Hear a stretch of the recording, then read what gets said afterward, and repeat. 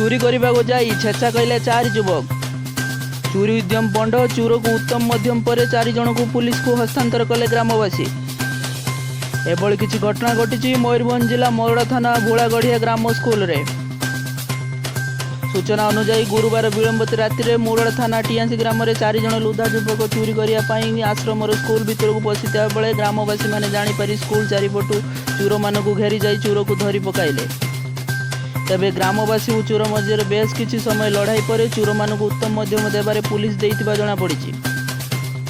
मोरड़ा police घटनास्थल में पहुंची 4 जन को उद्धार कर तदंत आरंभ करने सहित 87/20 एक मामला रुजु करथिबा जଣା पड़िछि। तेबे 4 जन चोरों मध्य जड़े नाबालक रही जଣା पड़िछि। 4 जन हेले शिकला मल्लिक, सपन नायक और राजा मल्लिक एवं नीलू मल्लिक। तेणे एमानक मध्यरु साकिला एवं राजा नाम आगुरी एकाधिक मामला रही